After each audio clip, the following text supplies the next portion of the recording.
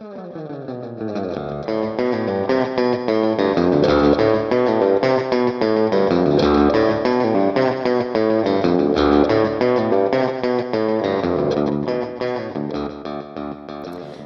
and welcome to Where You Lead, a podcast where we, a real-life mother and daughter duo, rewatch Gilmore Girls and discuss the misadventures of fictional mother and daughter duo Lorelai and Rory Gilmore. I am Tess Adair, a writer and the author of the paranormal mystery series The Karanzan Chronicles, and Beth's daughter. And I'm Beth, Tess's mom and fellow culture critic, writer, and fan of the Gilmore Girls. We have been joined at the hip, much as Lorelai and Rory are, for just a little over 3 decades. And we may on occasion bring other cultural references into our discussion. I just finished my second cup of coffee, and I should warn listeners that I am likely to slip up, much as Lorelai might, and call Tess by her birth name, because that's what I gave her. But my goal is to follow her lead. And I am at the very beginning of my second cup of coffee, though it is a full-size glass, so that might technically be more than 2 normal cups. Every week, we will start off with a synopsis of the episode, along with the date it aired, before heading into our discussion. Before we get to that, full disclosure, it has been a couple of months since we recorded the first 2 episodes. We experienced some technical difficulties and general life complications in between. So if there's a little bit of inconsistency between this episode and the first 2, I apologize. And if the sound is better now, you're welcome. Today's episode is episode 3 from season 1, and it is titled Kill Me Now. It originally aired October 19th, 2000, and Tess will give you a synopsis.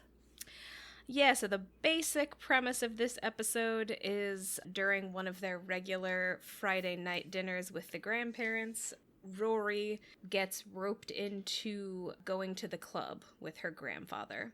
That's kind of the main... Oh, and at the same time, the B plot is Lorelai at the inn is planning, orchestrating a wedding. She's not really planning it. The wedding happens. But she's doing a wedding, getting it ready and coordinating it. So the primary conflict of the episode is definitely the Rory going to the club, mainly because Lorelai has very conflicted feelings about that, which we will explore I more should in depth. mention here that the club is not a nightclub. It just occurred to me. It is a country club. Yeah. Correct. Yes, good point. Richard is not taking Rory to the club. He's taking her to the old rich white people club, the country club. So let's get into the meat of the episode. We open on a Friday dinner, like I said, and kind of the first bit of the episode is introducing the fact that the elder Gilmores are constantly firing and hiring new help. There's kind of a back and forth about all of the different, I guess they sort of refer to them as the cook. I don't know, it's sort of like a cook / maid. Housekeeper. Isn't it maid? It's just a maid. I think she says maid. Well, but you know what? I've got cooks down here in my notes. So well, the main thing that we see the help, there's usually only one person around as the help, and the main thing we see them do is bring out food for the dinner that they have cooked. But presumably they probably also help clean up the house. It's supposedly a pretty big house, and it's usually pretty pristine. And it's a running gag for them. I mean, throughout, I don't know how long it continues, but at least in the first season, we've got a lot of turnover with the cook-maid person. And in fact, with this episode, I kind of liked my alternate title, which is I like Sophia. Because that's something, is that something that Richard says? Richard says that, yeah. But he's wrong. He actually liked Anton, the man. The man. And how did you not know that they... Yeah. Then there's this back and forth between him and Lorelai about how he could get them confused. But Anton is a man. And Sophia is a woman. The full list of names that they've gone through is Heidi, Trina, Sophia, Anton, and now finally Mira, which is how Emily introduces this particular help. Or not introduces, but she tells Lorelai that the current help is Mira, except she's wrong. It's Sarah, not Mira. Yeah, I was going to say you're missing Sarah there, but that's why. Yeah. And yeah, she and so it's a running gag, but it also establishes that this is a well-to-do family, and that Emily is a bit arrogant and elitist. She can't be bothered to remember the name of the person who cooks her food. Yeah, and she's also, I mean, demanding to the point of farce. Like, it seems highly unlikely that many people have come and gone because they were bad at the job. I guess we don't know. The implication is that Emily is firing them all. It's also possible that some of them are quitting. They're just leaving. Yeah, like, maybe Emily pretends who could live with Emily? Yeah, exactly.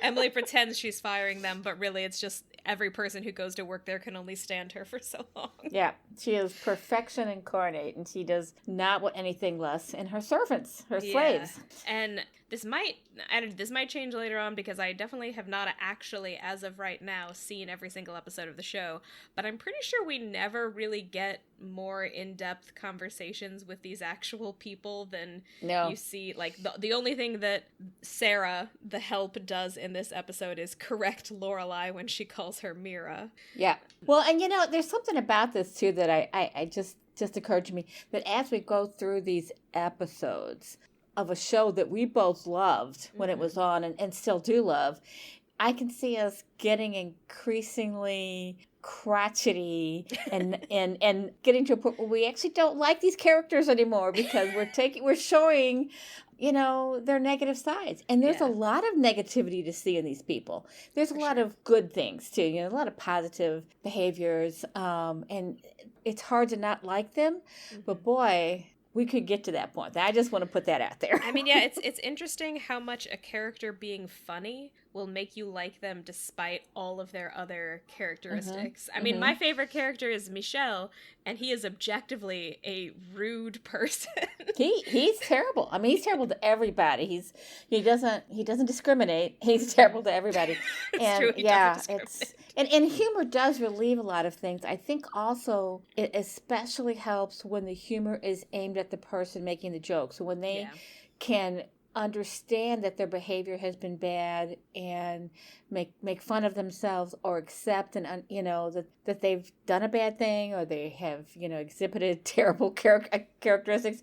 And they do, I think, and that may be why we continue to love the characters, because we know that this is surface level on a lot of times, and that eventually, sometimes they do admit the mistakes they've made.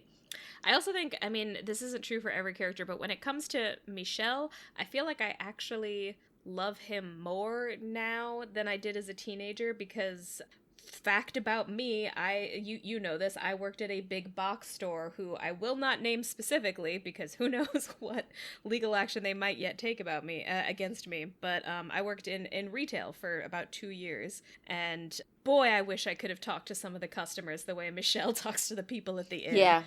Oh man, some of them and get away with it. Yeah. Well, and it's not realistic, because he would have been fired a long time ago. I mean, it's one thing to talk to your boss like that on occasion, but he talks to all the employees that way, and all of the guests, and the guests are their bread and butter, and he doesn't distinguish it. He just talks to everybody the same way. He's very rude. He's rude in a funny and adorable way, but he's still rude. Although I will say, I feel like there's a little element of, and maybe this is just a joke about the fact that he's French, because French people are kind of known to be rude, and to some people that in itself might be charming, but I feel like he kind of reminds me of the stereotype of the hipster barista in like a snooty coffee shop who like is always rude to you because they're so cool, but like people just put up with it because the place is so cool, and the fact that the barista is mean is like part of what makes it cool. I feel like Michel is a little bit that kind of person. And where have we actually seen that at? Have we seen that in, like, I want to say Frasier, but I can't, it's been such a long time since we saw an episode of Frasier that I'm not sure, but I know we've seen it specifically. I mean, if you're proposing... Lisa Kudrow. Oh, yeah, Lisa Kudrow. Lisa Kudrow in Mad About You, her character in Mad About You. And then in Friends. I mean, she carried that stick on to Friends, but she started it in Mad About You. You're right. She was kind of rude, but also just kind of, space cadet-y, weird, and made off-the-wall comments that she continued to make in Friends. Yeah. But And it like was the same. Wasn't it the same character? It was supposed to be the same character, she right? plays twins. So her character in Mad About You is a waitress. And there's God, this is my weirdly encyclopedic knowledge of this. Her character in Mad About You is a waitress who I don't even remember that much about Mad About You, but I remember the crossover between Mad About You and Friends. The waitress character is named Ursula, and she's Phoebe's identical twin sister. And the difference between them is Ursula is a waitress and really mean. Phoebe is equally weird, but she's not actually mean. Like Never mean. She and Ursula don't get along because Ursula's kind of a B word, and Phoebe is like light and hippie and loves everybody, and she's a vegetarian and a masseuse. Like her entire job is like making people feel better. And yeah, there's like a crossover episode where the characters from Mad About You meet her, and she doesn't know them, but they think that she's Ursula, and they like greet her, and her response is like weird enough that they do just assume that that's Ursula because Ursula's weird, and she acts like she doesn't know them, which makes sense for Ursula, who because she would refuses to remember people. Well, yeah, we're going to pull in some cultural references here, people. Be ready. Be ready. If you haven't seen these shows, go watch them. Oh, man. I am on board with doing a Frasier rewatch. When we God, Gilmore yeah. Girls, yeah. Frasier, man, what a great show that was. And it holds up. It really holds up. Mad About You does, too. I mean, they both really hold up. Anyway, back to Gilmore Girls. Okay, yes, back to the show we're actually talking about. Okay. Mm-hmm. After credits, so we do the credit roll, and then after credits, we're still at the dinner, and Emily and Lorelai have a very interesting back and forth. So Emily is the one who, the background to this is Rory needs to take up a sport at school, and she lists off a couple that she could do, and one of them is golf. Golf is an option to her at this super rich person's school. And as soon as she says that, Emily just lights up and she's like, oh, Richard could take you to the club and he could show you how to golf. You could do golf. She's immediately very into this idea, which is definitely kind of funny in and of itself. Like, most people don't think 16-year-old girls are going to want to golf. But Emily, it very quickly becomes clear that Emily sees this as kind of an opportunity to start pulling Rory into the other upper crusty stuff that she and Richard are into that Lorelai has long disdained. Yeah. And Lorelai, accordingly, is very much not on board with this idea. Yeah, and they also set up something that doesn't get played out here, but that will play out later on. There's this, who Lorelai is named for. And Richard, because they're talking about, I don't remember how it comes up. Oh, she was quite an accomplished woman, my mother. As opposed to Rory's mother or Emily's mother. And Emily ignores him and calls Mara Sarah back. And so we don't really know what's going on there. It's kind of, is it foreshadowing? But it's really a lengthy foreshadow because it's much further down the road, I think. So yeah, it's also a bit of a continuity error because they refer to Richard's mother in the past tense as if she has died. And I'm like almost 100% certain that she is not dead and she shows up physically later in the show. Sorry if that's a spoiler. Well, and she may be out of their lives for whatever reason. We don't really know yet, and I can't remember because it's been 15 years since I saw this. So maybe it's like there is something. And there's something. There's just some kind of tension here. There's always tension in this family, but there's some kind of tension here about whose side of the family was more accomplished, which that might be a running theme as we move forward. But anyway, so back to the golf clubs. Lorelai's golf clubs. Yes, Emily says that Rory can use Lorelai's golf clubs, which are, quote, upstairs gathering dust along with the rest of her potential. Yeah. Great line.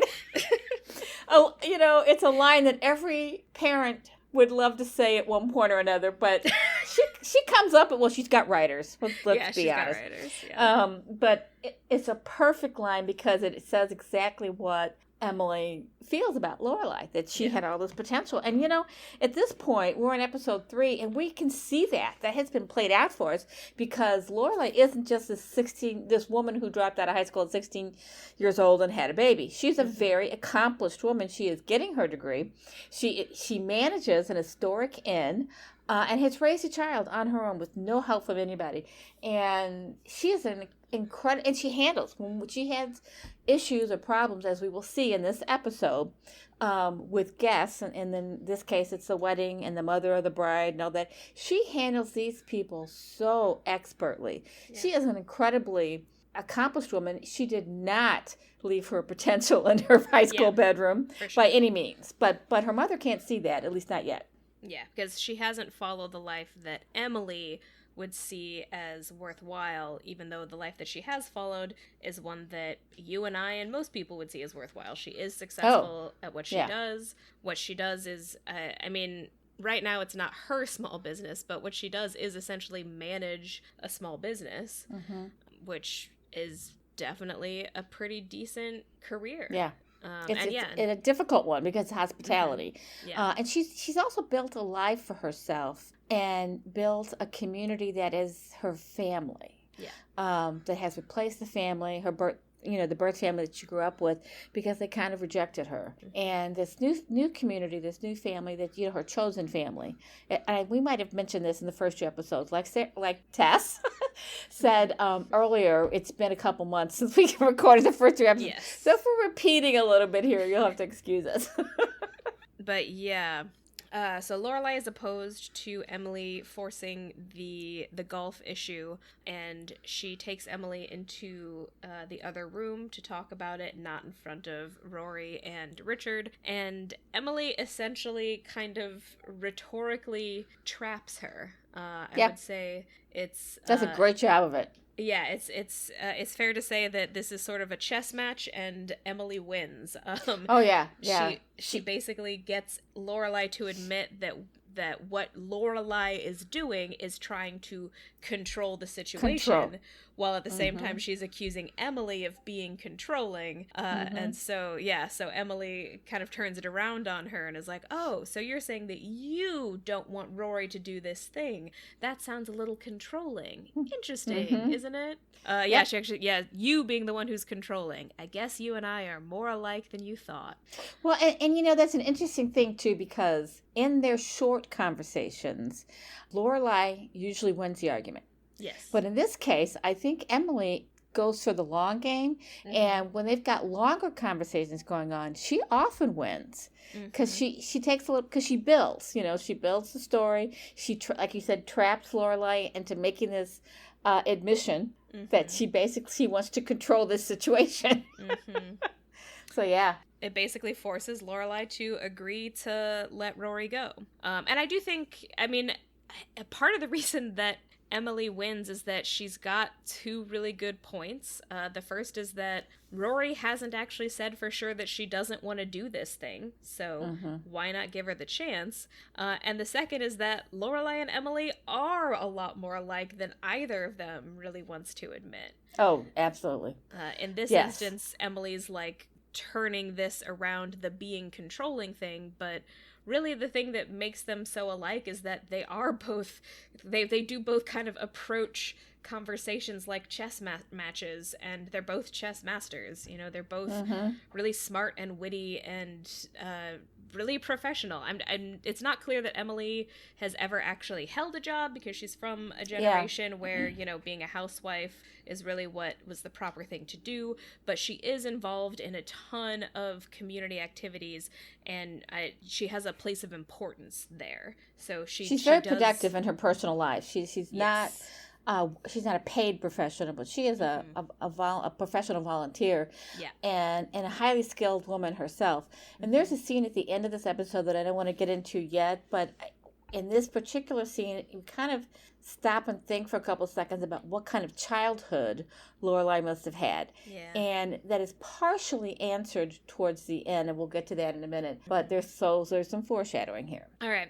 So it is agreed that Rory will go. Rory and Lorelai leave the dinner. And before they do, and actually I've got my notes down here. It looks like we been skipping back and forth between scenes here? No. Because I got the Doublemint twins thrown in here, and we'll get to them in a minute. That's what we're going to next. But before we leave this scene, there's one comment that Emily makes to Richard, where she talks to him and she reprimands him because, and it says that this day will make him happy. and he doesn't yeah. want to hear that. That But that also happens when in they a second. sorry, in That, a second. yeah. Well, are we getting to that then? You want to skip ahead or can Yeah, I I go mean, ahead? well, so the very next scene is the twins scene. So yeah, that was the end of the dinner. And then the next scene is Lorelai at work. So this is the wedding that I mentioned in the brief summary. Lorelai at work is getting ready for a wedding, and it's a double wedding. It's a wedding with twins. These two twin blonde girls who are, for some reason, dressed in a decidedly, the way that they dress these two girls throughout the episode is like it's always matching patterns but like a slightly different silhouette. So like I think at one point one of them is wearing like plaid pants and the other one is wearing like a plaid skirt with the same plaid, but it's like one is in the, so yeah, they're dressed sort of like an over involved mom might dress her twins, complimentary but not exactly the same. And that's a good point to make because the mother is in this scene too, and she, complains about these girls throughout this episode, and it's just she hates her children. She hates her children, and they act like children. They don't act like young women getting married who are adults, fully capable of making decisions. She has treated them like children for way too long, and yet she tries to make it seem like it's their fault. Well, she blames it on their father. She says she blames it on their father for spoiling them. Yeah. When oh God, it's hard to tell. It's a surface level relationship, so it's hard to tell what's really going on here. But these girls are not mature enough to be getting married. Oh, for sure. No, but the point of these scenes, I think, is to show how competent Lorelai is. Yeah. And how she handles the guests, how she handles the event, all of the details of the event. I mean, she is fixing problems. Every couple of seconds there's a new problem she's fixing with her employees, with the needs of the family, with everything. And they go back and forth. There are the swans. We may not be there yet, but there's there's music. There's just all kinds of details in this wedding. And I will throw in here too that the one problem I have with this episode is it's playing around with the timeline. In fact, yeah, for sure. When we watched this again last week together, we were actually in the same physical space for the first time in a long time. And we watched it together, and I kind of tried to keep track of the days as we went along to see where we were. And we're still not sure if the wedding happens on a Wednesday or a Thursday, one of those 2 days. But the timeline is kind of mixed up. And that's a problem for me, I guess. It may not be a problem for anybody else, but it does keep happening. Yeah, I feel like that was... I guess I can't speak unilaterally about all shows, but I feel like that was a pretty common thing for television at the time. As like you just sort of had the story move along as it would, and if it lined up, and if it didn't, it didn't. I do remember a number of I watched a lot of Dawson's Creek, and I feel like a lot of Dawson's Creek episodes distinctly happen over a weekend, so that they can just sort of have things happen at will. Yeah.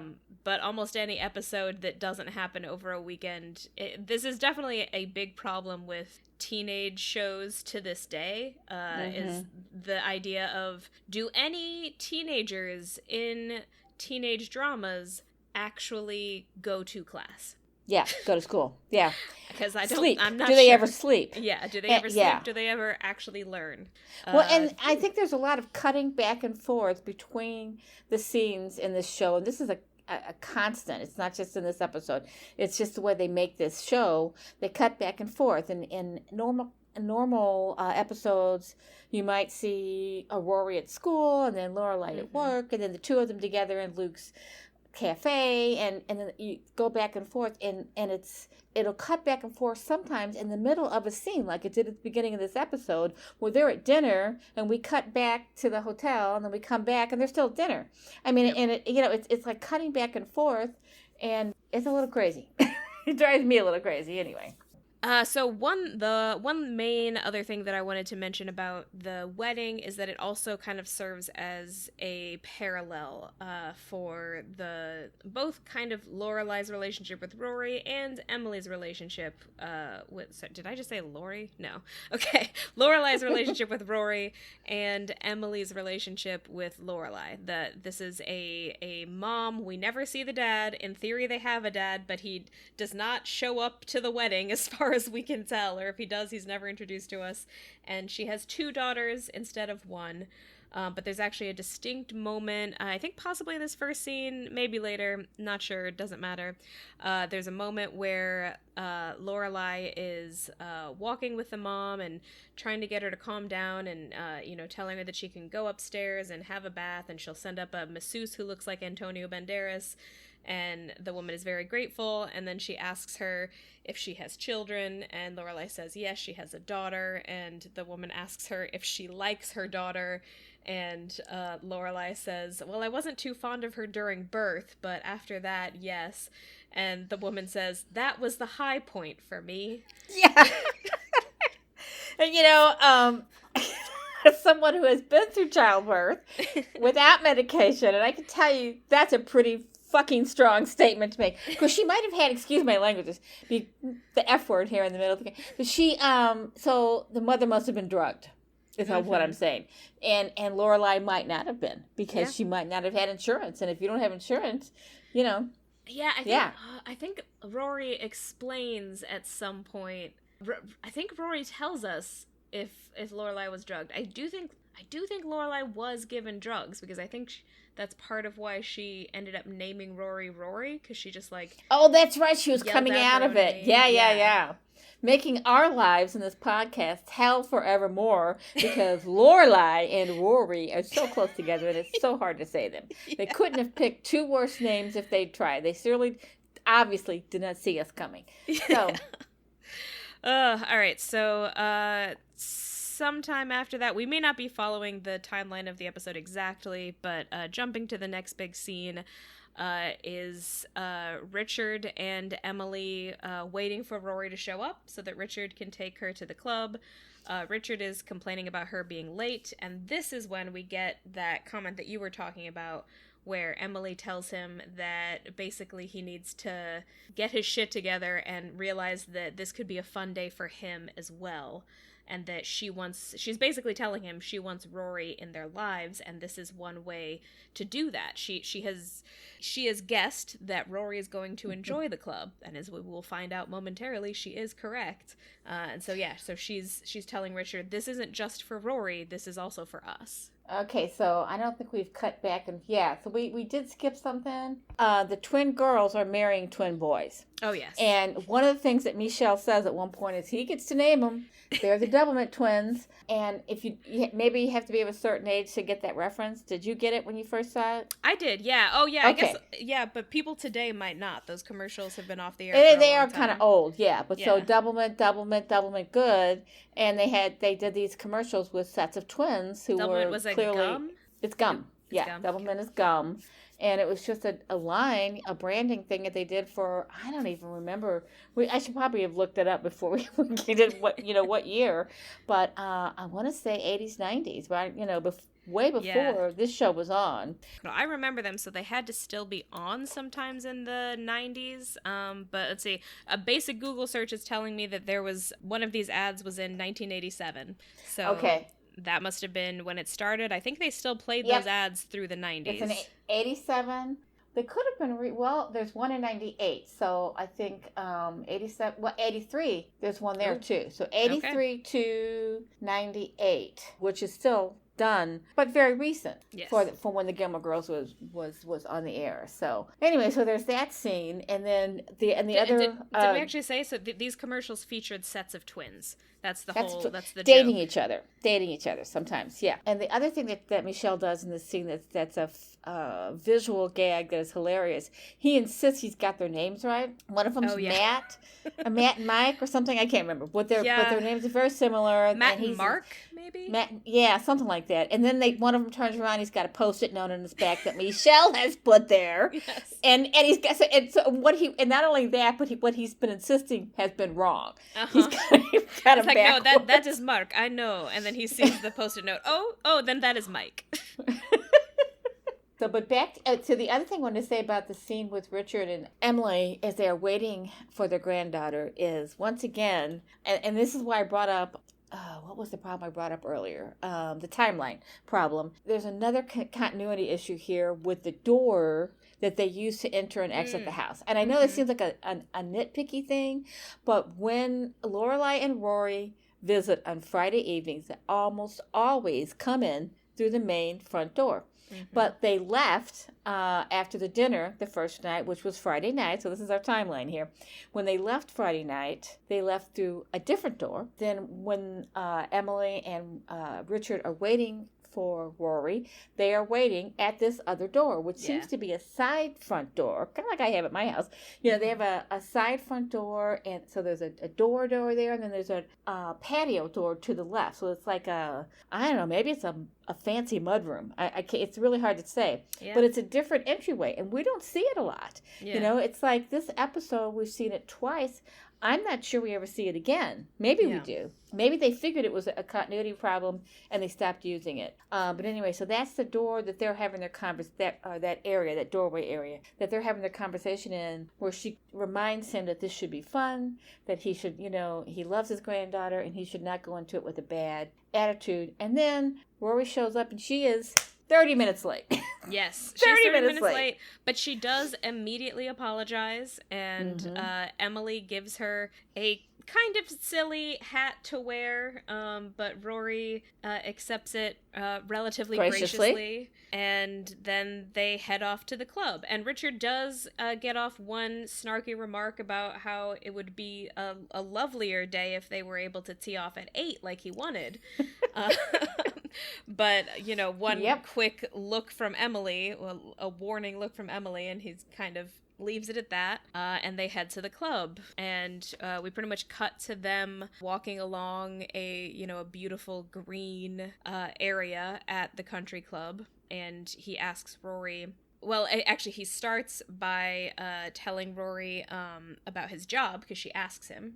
She says, I sort of know what you do, but I don't really know what your job is. And so he starts to explain it and then says, it's probably way too boring for, a young woman like you. And her response is, she doesn't say oh no, she kind of responds with, oh, in this very disappointed, I'm sad that you're not going to tell me about your job kind of way. And Richard's sort of, you can kind of, I feel like this is the moment that his whole demeanor about the day starts to shift, where he realizes, oh, she really wanted to know. So he does tell her. And I will just say, I didn't want to know. I think Richard's job is super boring. He does. Well, and it is boring, but it is something that adults talk about, and he probably figured she actually is interested. Yes. Whereas a lot of times he probably has this kind of conversation with other men, other businessmen, and they really are not interested. Yeah. So he assumes that she is just like them, but she's not. This is her grandfather. She wants to know what he does for a living. Her mom has never told her. And he also it could also be that Lorelai has always told him that his job is boring, so he assumed that Rory would feel the same. And it is boring. But Rory is open. She is more open. She didn't have to grow up in the environment that Lorelai did. So she can be more open. She's got that freedom that Lorelai didn't have. She's also that kind of nerdy ingenue who genuinely just wants to learn more about the world. She is. Even if it's something that other kids might not be interested in because they don't think it's cool enough. She doesn't care what's cool. She just wants to know things. Yeah. And that's kind of And she wants to be a writer, so those things will come in handy for her. And then so he softens a bit in that scene, and the softening continues. And then they get into talking about what Rory likes to do, or what she wants to do. And one of the things she says, she wants to travel. And then they talk about this place called Fez. F-E-Z. I have never heard of that. I have no idea what it is, where it is. And I didn't look it up. I thought it was a hat, too. Yeah. Which I think is the joke they make. It is a joke. They make a joke at some point. Oh, he probably thought it was a hat. Mm-hmm. I think it's actually Lorelai makes that joke about Richard. Real quick, just before that, Richard does ask Rory, "What do you know about golf?" And her response is, "It's a good walk spoiled." Which, and it is a beautiful, where they're walking is incredibly beautiful. My experience with I've been to maybe 3 or 4 country clubs in my lifetime. Not as a member, but just as special events. And there's a stark difference in the newer ones and the older ones. This is an older country club because there are old trees that have grown. It's like a park. It's got a park-like setting. Newer country clubs tend to not have that. Yeah. And when you drive through an older country club, and there's one really close to where I grew up, it is beautiful. And, you drive through it and you think, wow, there's a lot of land. And not all of it's a golf course. And they put some time and effort into growing these trees that make it a park-like setting. And it is beautiful. So when they're walking through and she says, this is really beautiful, she's right. But her grandfather had never noticed it before. Yeah. She opens his eyes to this. Yeah. She's kind of the one who's telling him how beautiful it is, and he says that he'd never really noticed, and she asks him how often he gets to come down there, and he says not very often because he works, and she's like, well, that's a real shame. Mm-hmm. And he's like, you're right, it is. And you can just kind of see him seeing her in a new light and seeing that she sort of has insight into his life that he might not have noticed, and it's a sympathetic insight that is endearing to him. And he's a hardened guy at this point. Yeah. He has kind of inured himself to the business world. He shut himself down. He probably did a lot of that shutting down when his daughter left, when Lorelai left their household. That probably helped or made it worse. He's a hardened guy. He's not a soft guy. And his relationship with Rory changes his life. And it starts in this scene. Yeah, for sure. Okay, so just keeping with the scenes really fast, the next scene, we don't have to talk about it that much, but we cut to Suki in the kitchen, our favorite Melissa McCarthy. Lorelai comes in, and she's kind of bummed about Rory being trapped at the club, and she tells Suki, tell me something happy, but Suki has just learned that Jackson, the fruit supplier, I can't remember if we've talked about him yet or not, but all you really need to know is his name is Jackson. He supplies the inn with fruit, and he and Suki have kind of an ongoing, somewhat contentious, somewhat flirty relationship, where she is always very exacting and critical of the fruit that he brings. And vegetables. He brings vegetables, too. He's yeah, produce. True. Yeah. He's produce, yeah. So today, he was supposed to bring her strawberries because she's supposed to make strawberry shortcake for the wedding, but instead he brings her blueberries because the strawberries were not good enough. Suki is, of course, devastated because she can't make blueberry shortcake. That's not because a thing. It doesn't exist, she says. Yeah. It's not a thing. It's not a real thing. It doesn't, yeah. So Lorelai comes in and says, tell me something happy, Suki. And Suki says, I can't make the strawberry shortcake. Lorelai just goes, wow, you suck at this game.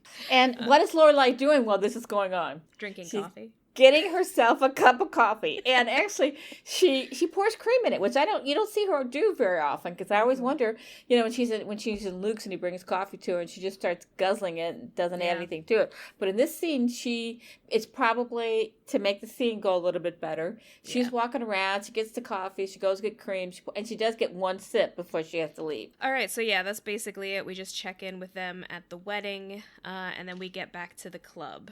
Richard is showing, I think we're skipping around a little bit here, but Richard did show Rory how to do a swing, and she kind of messed it up twice in a row where she hit the ground instead of the ball, but he was very patient about it. And then when we cut back, their dialogue tells us that Rory did finally hit one of the balls straight into the water.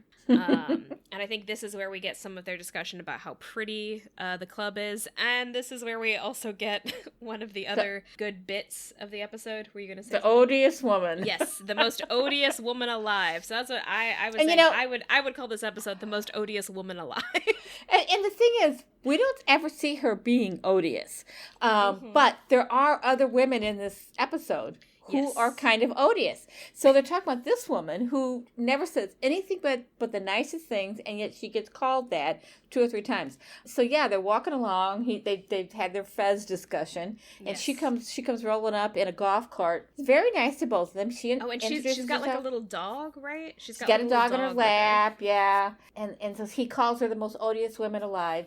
And I'm just going to do a shortcut here and skip ahead a little bit. But then they go to the sauna. That's actually the next thing. And so he goes into the men's steam room, and Rory goes into the women's.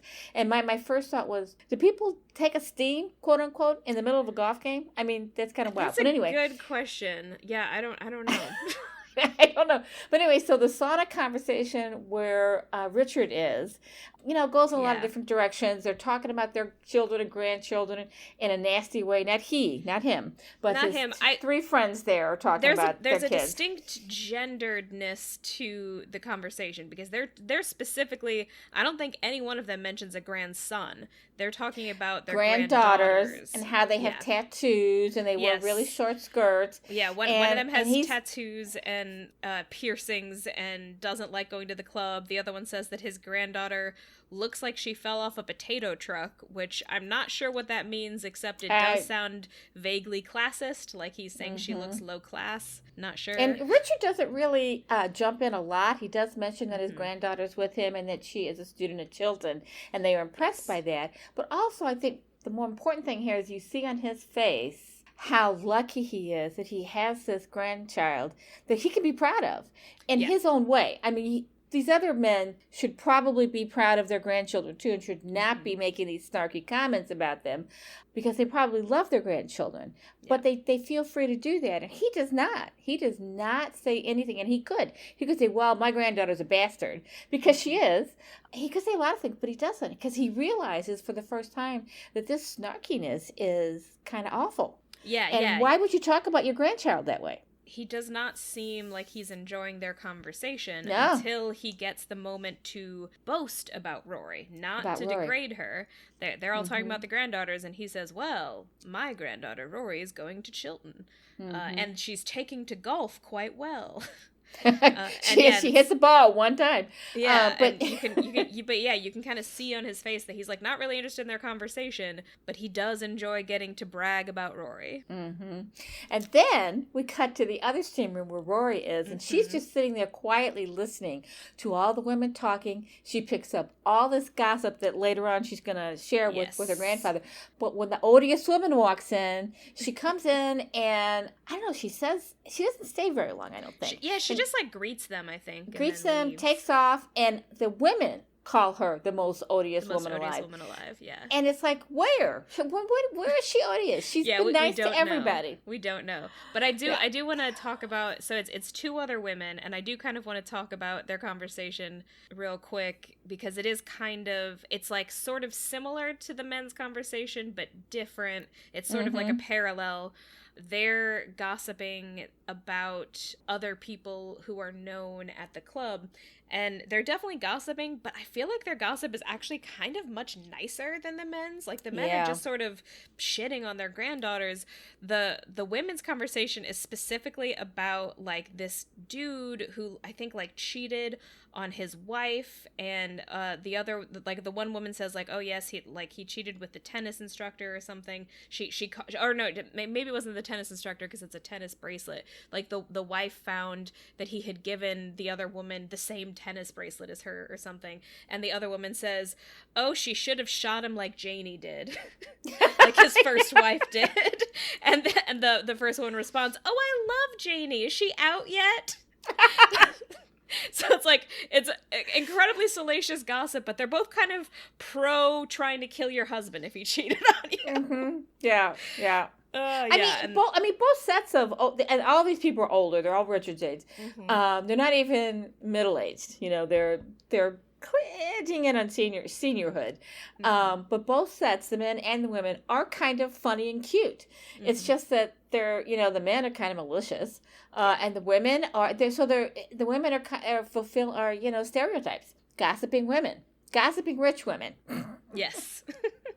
All right, so then we cut back to the inn, and this is actually when we get the swans. Kirk appears, and I believe he's actually called Kirk this time instead of Mick, his name from the first episode. So Kirk appears with swans. There's a joke about how it was supposed to be like 30 swans, and it's literally 2 swans. Yeah.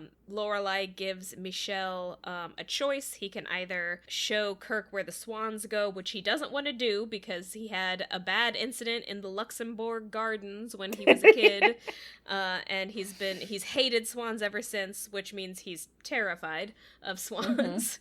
But he can either do that, or he can help Drella, the harpist, who we've also seen before, move her harp inside, and he decides that he hates Drella more than swans. More than he's afraid of the swans, yeah. When Kirk, I think he does have a name here that's not Kirk.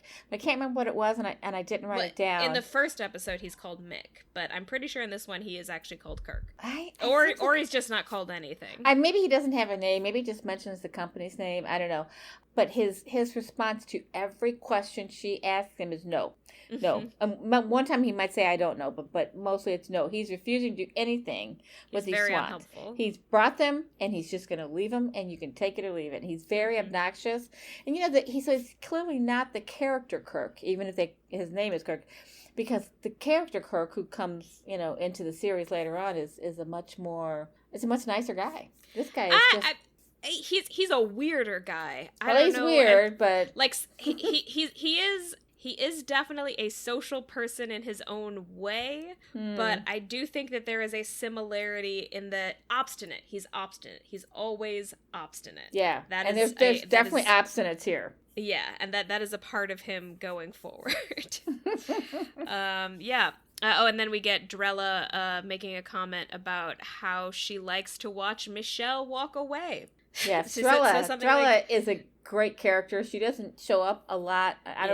This may be the last time we see her. But I also want to go back to the tool that they're putting out. Oh, yes. And here's another thing. Here's another scene where Lorelai is going back and forth between 3 or 4 problems that she has to fix or solve. But one of them is that she has to get the men, who don't understand why this is important, to get the tool in the right place. But here's the thing. I have been reading that word tool my entire life, and I swore it was pronounced tulle.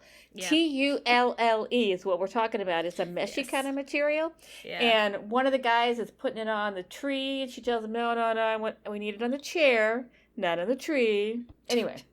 Yeah, I've known that it's technically pronounced tool for a while, and I still read it as tull. I don't know, just can't unlearn it in my brain. No, it's it's a weird word. All right, so after that we cut back to the club, where Rory and Richard are regrouping up to have lunch together, which is also kind of the fact that Richard readily invited her to have lunch with him is sort of a sign that he has softened on her, because at the beginning Emily told him to take her to lunch and he was reticent. He did not want to do it. He was like, look, I'm just going to do the golf and then we're going to come home.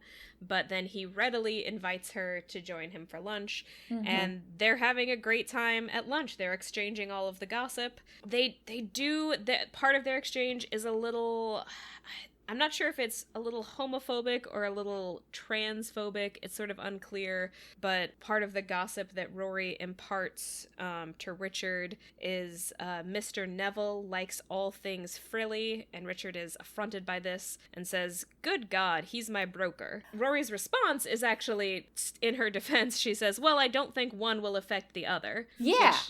But also the thing about this conversation they're having is they go back and forth, kind of like Rory and Lorelai do. And it's like all of a sudden, and this is so if Richard were having this conversation with Lorelai, he would be getting disgusted with her, but instead he's her. He's taken over her part.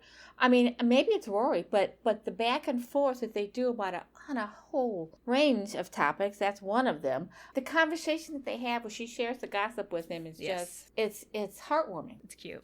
It's very cute. And then the old men show up. The old men from the sauna show up and eat with them. And it kind of seems like Richard very clearly prefers Rory's company to theirs at this point. I mean, he allows them to sit, but you can just tell that he kind of doesn't want to.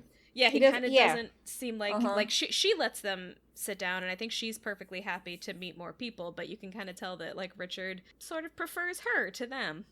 So, and that's kind of the end of the day at the club, and then we're sort of on the wrap up. After the club, Rory goes to Luke's diner to meet up with Lorelai, but Lorelai doesn't show up at the same time. So Rory is sitting at a table in Luke's. I'm kind of the exchange that they have. I'm on Luke's side. So Luke comes over. And says, interesting hat, because she's still wearing the hat that Emily gave her. And she responds, I went golfing with my grandfather today. And his response to that is absolutely accurate. He says, did you know that golf courses are an environmental blight because of the chemicals they use to keep the grass green? And Rory, like, jokes that she did know that, but she didn't. And also, I'm actually not... The chemicals that they use to keep the grass green may be part of it. My understanding is, though, that the actual big problem with golf courses today is just that they use so much water to water the lawns, and that they take up a lot of them are in urban areas, and they take up a bunch of land that could otherwise be used for either like a public park or for housing. They probably do use pesticides though too, because they have to keep the ground so perfect. And weeds pop up everywhere. So they probably do have to use pesticides. But I think you're right that one of the main concerns is the water usage. And also in the last 20 years, for a while there, new golf courses were going up all over the country. Yeah. And a lot of them are not being utilized. People are not joining. People play golf, but there are too many golf courses. So he opens up a can of worms. Yeah. And boy, I don't really know what the statistics are, but to be honest, I don't know anyone my own age who really likes to golf. I don't know if that's a hobby that's going to really continue into the future. I mean, maybe it is. As we have proven during this episode, I am not a country club person, so I have no idea how many people my own age are part of this whole lifestyle. And that's what they said about coffee, that people my age would not drink coffee. Really? But yeah, I mean, there have been concerns for years that, if parents didn't teach their kids to drink coffee, they would, there are a lot of people my age for a long time who did drink coffee. And that's still kind of, but I think Starbucks set that argument aside. Taught people to drink coffee across the country. But the golf course thing, they also have swimming pools, a lot of these country clubs too. Yeah. So, and a lot of people your age and slightly older join country clubs so they can take their kids swimming instead of having to go to public pools. And it's all the same price. I mean, it all comes together. So, yeah. So we're not in any danger right now anyway. Yeah. So then we get to is this when we get to the fight? Or let's see. Oh, no, this is at Luke's. We're at Luke's. We're at Luke's. It's not really a fight yet, but Lorelai does It's uncomfortable, though. Because Lorelai shows up with some chocolate cake from Suki, because she assumes that she's going to be really hungry, but actually Rory had a really big lunch at the club, so she's not that hungry. And she then tells Lorelai that she actually had a much better time than she thought she would, and Lorelai is kind of dismayed and discombobulated to hear that. And scared. I think she's a little scared here too. And just the fact that she would come out with, I had lunch at the club, which sounds like such a thing for an elitist to say, a rich person to say, I should say, that discombobulates her too, because she didn't say, I had lunch with grandfather. What does she call him? Does she call him grandpa? Yeah. Yeah, I think she calls him grandpa. Okay. Yeah. So she didn't say that. She said, no, I had lunch at the club. And that's a phrase. That's a phrase that rich people use. Also, as she's saying that, Luke is passing by and he comes out with all the other devastators of our land. But yeah, I love Luke. Luke is freaking great, and he's absolutely correct every time. So Rory had a good time, and Lorelai isn't sure how to. And Lorelai takes it out on Luke. She tells tells him to butt out, and it's displaced aggression or misplaced aggression, I guess. Yeah, it's not even that. It's like she tells him when she first comes in that she's super hungry, and then he brings her this big plate of food, and then she just ignores it, and he's like, "What's going on? I thought you were hungry," and she's like, "Things change, man." Yeah, and also if she ate it, she would have to be eating in and Luke's, which is like a rule. They cannot eat there. They order food, they order coffee, they do drink the coffee, but they never eat the food. I think we've mentioned this, but yeah, this is an ongoing thing, and so we will continue to mention it. There's so much made about how much these women, these characters supposedly eat, and yet we almost never actually see them eating, and this is a good example of that. Luke brings out this huge plate of like a burger and fries, and Lorelai doesn't eat it, and there's a YouTube video that in the next episode I will mention specifically, but I watched it and it was kind of a deep dive going into the food on Gilmore Girls. I should send it to you and we can talk about it. And yeah, one of the things that I learned in that video is the actress who plays Lorelai, Lauren Graham, is kind of the opposite of Lorelai, both when it comes to diet and exercise. She's been on a strict, I mean, it makes sense because she's an actress. Yeah, a thin, athletic actress in Hollywood who has to keep up her appearance to a certain degree just to get jobs as part of her job. But yeah, she's been on a very strict, like, healthy diet for a long time. Apparently, she has done, like, an interview where she went over what her diet is, and it's, you know, one of those, like, egg whites and spinach for breakfast and, like, a single small piece of salmon for dinner kind of diets. And on top of that, she's a very athletic person. She does, like, kickboxing and, like, all of these different kinds of athletic things, which Lorelai as a character absolutely disdains. I mean, she's definitely a person who's moving around a lot because her job requires it, but, you know, she's not athletic. That's kind of the whole issue with Rory here, is that Rory has, like, never run for more than 2 seconds of her life because she and Lorelai are just not into not athletic. They sports dance at all. They dance. They dance and they walk. They walk a ton. They walk everywhere. So they you know, they're not fitness oriented, but they move. They walk everywhere. You hardly ever see them drive anywhere until she starts school at Chilton, and they dance. You know, they listen to music and dance. So yeah, we get back to the wedding. There's a Miss Patty scene. It's not that important, but she is definitely using choreography lessons to sexually harass one of the twin grooms. That's a good way to put it. Oh yeah, it's like she doesn't pinch his ass, but you know she wants to. She's definitely leering. But yeah, and then we cut to Lorelai and Rory's house, and this is where we get the fight, the kind of big fight of the episode. Richard called Rory at the inn, and Michelle passed it to Lorelai first, so Lorelai knew that Richard was calling Rory.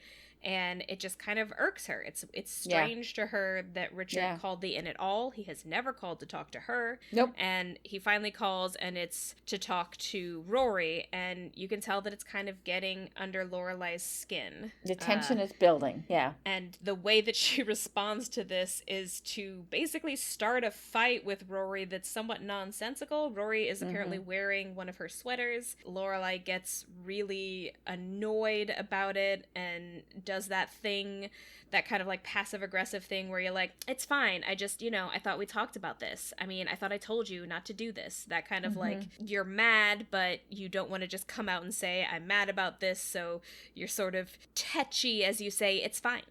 But she keeps pushing the point, and it kind of ends with her insisting that Rory's boobs are bigger than hers, so she's going to stretch out this sweater, and it's her favorite sweater, which Rory immediately is like, no, it's not. This is not your favorite sweater, and my boobs aren't bigger than yours. And then they go back and forth about the boobs thing over and over again, and it's like you're sitting here with your head in your hand listening to this.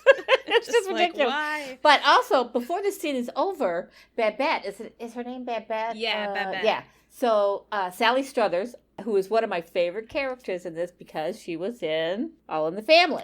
And she's a great actress.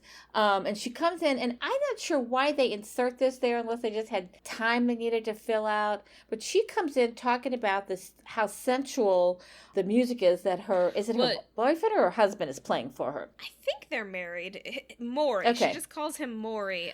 So her guy starts with the cat, though. Or I guess, like, the reason this matters is she comes over to get help to get the cat cat out, but then she tells us the reason that the cat is under the steps or whatever is that she got into listening to this music and she was swept away. The implication being, did they have sex? Maybe, we're not sure. But it's just also time got away from her. Yeah, and just like when he plays for her, it is a sensual, perhaps sexual experience. Yeah, and she just gets swept away. And I don't know why they threw this in here, except that it's a real strong counterpoint to the tension that's going on. Yes. Between the mother and daughter here, and it's kind of an absurd counterpoint, but also beautiful. I mean, Sally Struthers just really pulls it off. She's just this beautiful person who sometimes is a little raunchy, and this borders on raunchy, but it's not. It's loving, and she's talking about the guy, but she's talking about the music. Is it jazz?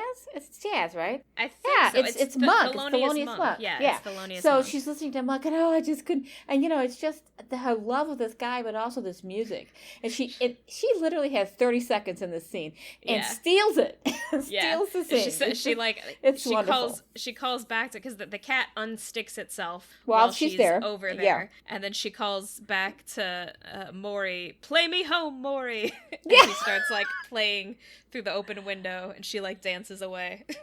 She's wonderful. It was a great add to that scene. So anyway. And they're a very visually striking couple. I can't remember if we've talked about this or not, but Babette is very short and a little bit squat, and Maury is super tall and thin, that kind of thin where you're kind of hunching over all the time. In the scene, you only see him through the window, and he's sitting down, so I couldn't tell. But he also had long dark hair, and she's got short curly blonde hair. So you're right. Yeah. There's a striking difference between them. So, and I'm sure they will come back up later in the series, but that was just, for sure. Yeah, as soon as we get to Rory's birthday episode, I think we see a little. But now, and this is clearly after school too, because wasn't Rory doing homework when they were sitting there when they started? So this is the first time at which I found myself asking, what day is it? Because they had gone golfing on Sunday and they started on Friday. They were working. I'm not sure if we saw a Saturday, but they were working on the wedding on Sunday. This has to at least be Monday night, and the wedding has not yet happened.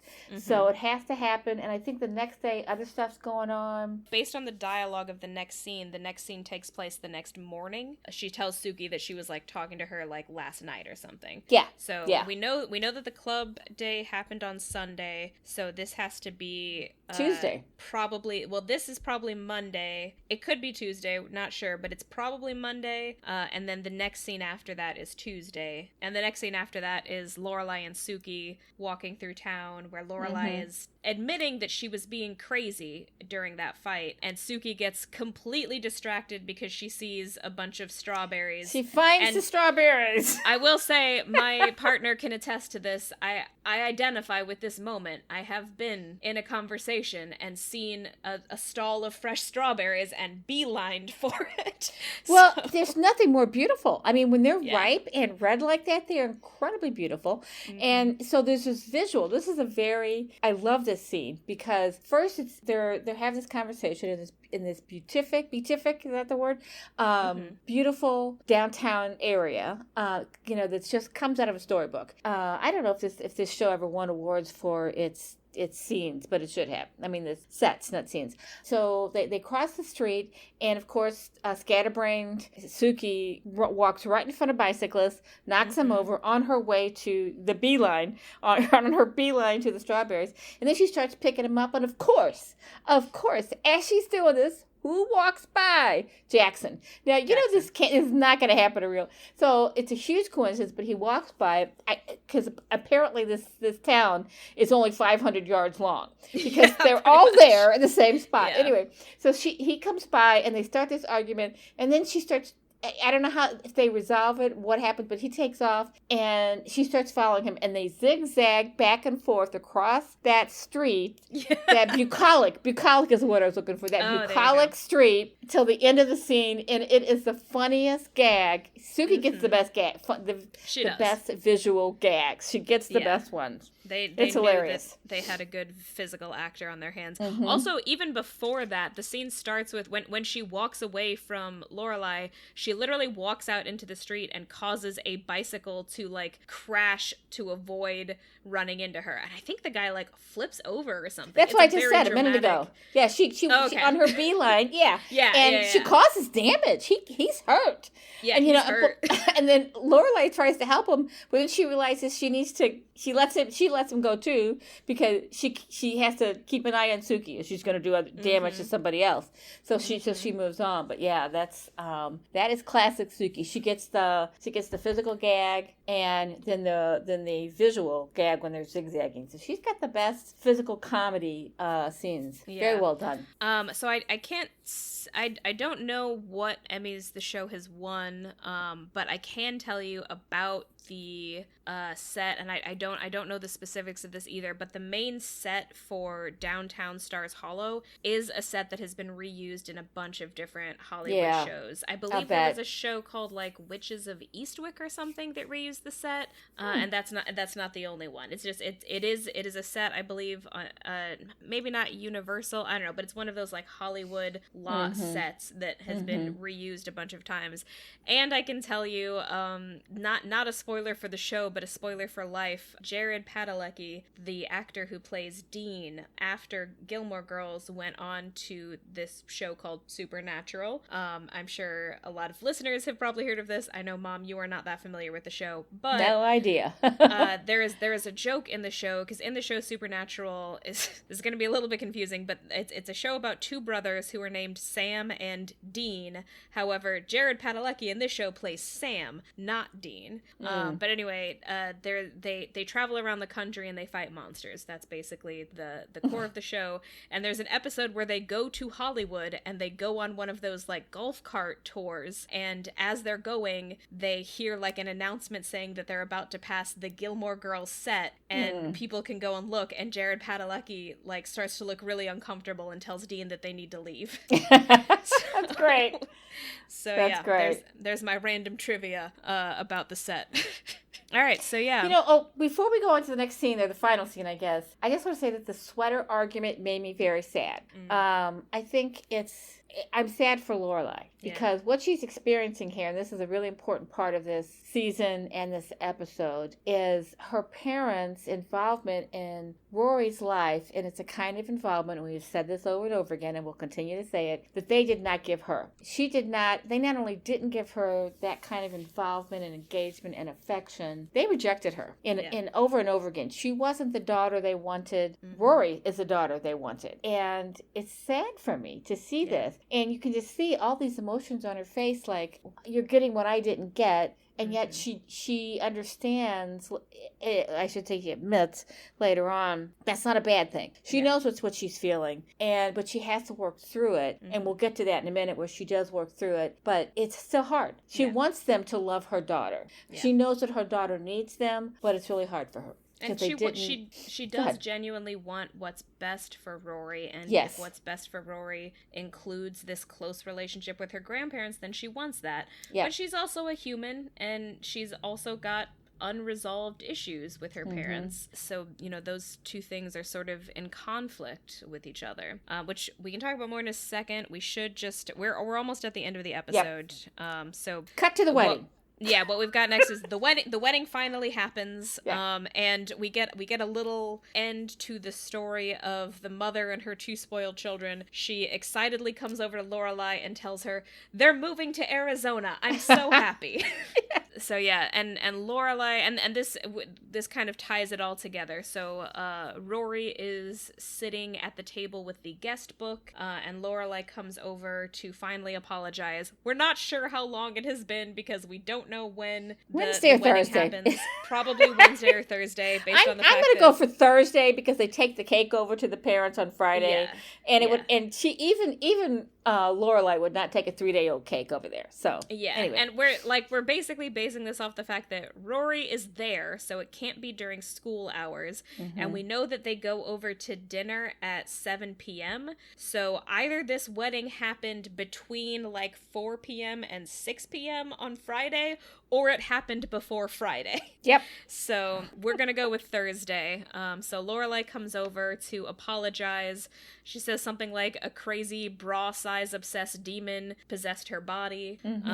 Rory pretty much immediately accepts her apology. Lorelai does explain that it just never occurred to her that Rory might like all of the things that she hated growing up. She also tells her that she was feeling maybe a little bit guilty for having cut her off from the grandparents for so long. But Rory's basically like, oh, you don't have to feel guilty for that. It's fine. And as they're talking, we Case see... in point. We see the final parallel of the episode. There's a waspy mother nearby who is castigating her very young daughter who's wearing this adorable frilly dress, and she makes some comment about, she says, what is it? I did not pay $500 for this dress so you could run around and mess it up. Now you sit and be still. Cross your legs. You're a lady. And like, this kid is like 5 years old, maybe? Maybe 6. Yeah. Maybe 6 or 7. Very young. At an age where she should be running around and messing her clothes up. That's what's normal for kids at that age. So and you can buy her a dress, just don't buy her a $500 dress,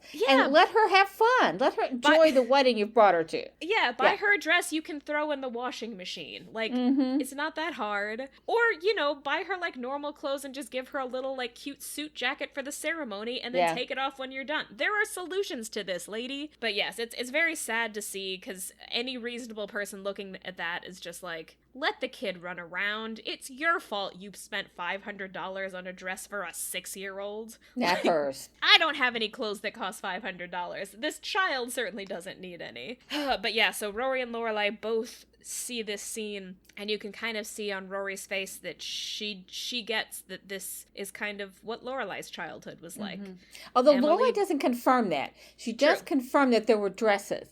But then she says there's one really good thing about these dresses, that when you dance, they fly out. She never really says, but my mother made me sit like that. We don't get that confirmation from her. So it's kind of up in the air. But it's implied that this was a part of it, and you can kind of see it in some of the other things that we do see Emily do, which most of them have not happened yet. Actually, I think when we get to the birthday episode, we'll come across some of these themes again. But yeah, it's just sort of the implication. Rory looks at that, and at the very least, Rory is glad that her mother was not that lady. Regardless of how similar Emily is to that lady, she basically turns to her mom and says, thank you for not doing that, being that person. To me. Yeah. The other thing that's going on in this scene is the music. It's Sister Sledge. Oh, yes. We are family. And I'm doing that in the sing song.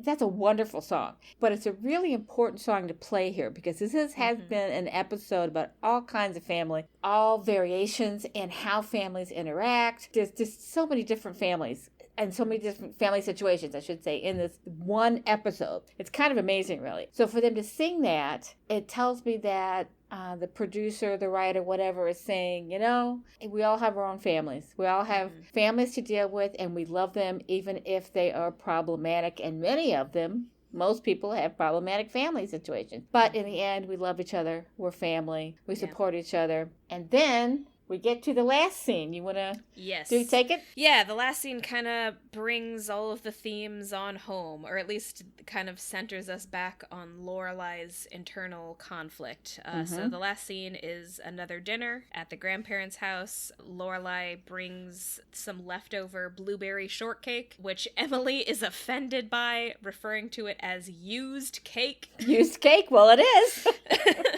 And Emily remarks that Rory really charmed her grandfather, and she wants to get her a membership at the club so that she can keep going. Everyone is kind of on board with this except Lorelai, who I think Emily says something along the lines of, we should get her a membership at the club so that she has people to socialize with. And Lorelai jokes, well, now especially that the crack den has closed down on the corner, all her really good friends are gone. Yep. But yeah, and then Richard comes in and he brings the book that he called Rory about. I don't think I said this specifically earlier, but the reason it's a Mencken book.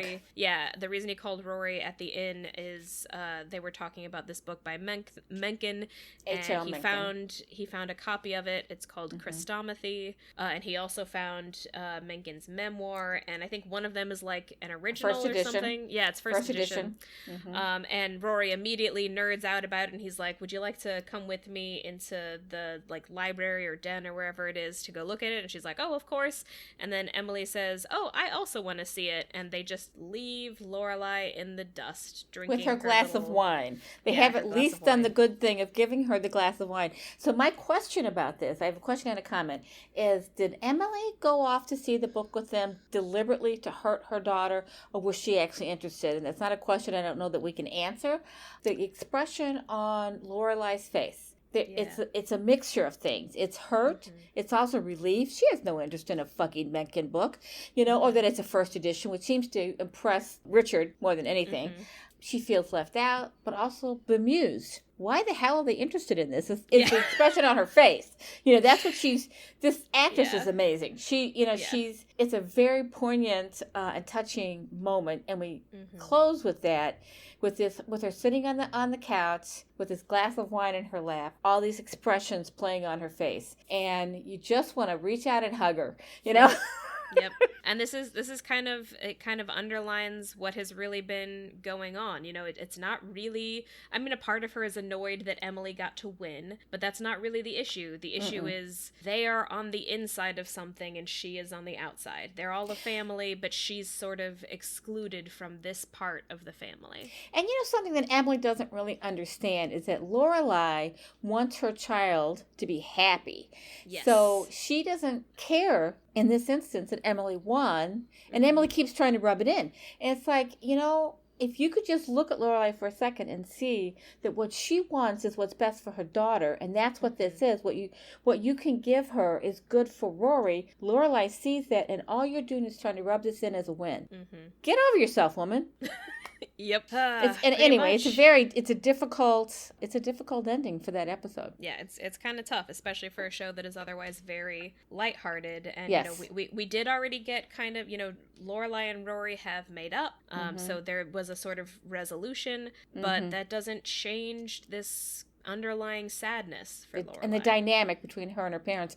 And you're right that most of the episodes usually end on an up note, and this one doesn't. It's kind of a difficult final scene. And that was our analysis of the Gilmore Girls. Episode 3. Episode 3, Kill Me Now. Kill Me Now, which I think should have been named I Liked Sophia. And I think it should have been named The Most Odious Woman Alive. Both good names. So that's it. You want to do our closing? Yeah. Next week we'll be doing episode 4.